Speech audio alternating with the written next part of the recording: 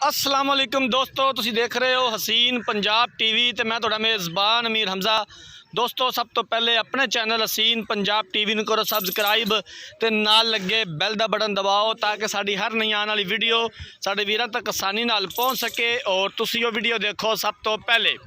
अज जनाब अपने वीरां भरावां वास्ते एक दूजन मज की वीडियो लैके हाज़र होए हैं। दूसरा सूआ इस मज ने सुना माशाल्लाह बड़ी खूबसूरत है, बल्ला मत्था है, अखां च कुकर है, पिछले दोवें खुर सफेद, बड़ी खूबसूरत माशाल्लाह कैमरे की नज़र है वीरां दे सामने।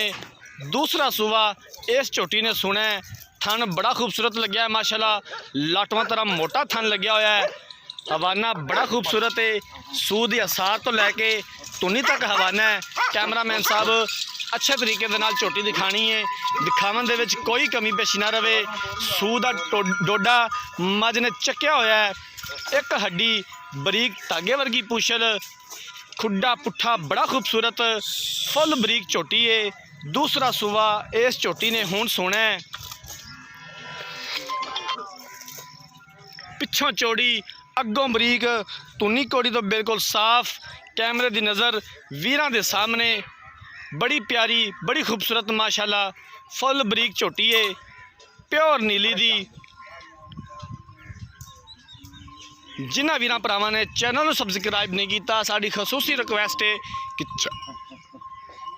कि चैनल नूं सबसक्राइब ज़रूर करना है, वीडियो नूं लाइक ते शेयर करना है। हर रोज़ कोशिश करी दी है कि अपने वीरां भरावां नूं अच्छे तो अच्छा जानवर दिखाइए। बाकी लेने देने मुकद्दर ने नीली का शौक अपने वीरां भरावां नूं करवाई दा है। नीली दे जानवर लभ लभ के अपने वीरां भरावां नूं दिखाई दे ने, नीली बाहर दे जानवर दिखाई दे ने। झोटी कैमरे की नज़र है वीरां दे सामने आ। मैनू पूरी उम्मीद है कि माशाल्लाह का कमेंट आएगा, माशाल्लाह तो हट के कोई कमेंट नहीं आएगा। दूसरा सूआ इस झोटी ने सुना 4 तो 5 दिन लैंदी है झोटी सून दे विच। पिछले सूबे पहले सूबे मालकां दे बकौल पहलन हो के झोटी 14 किलो दुध करती रही है। हुण इन्हें दूसरा सूआ सुना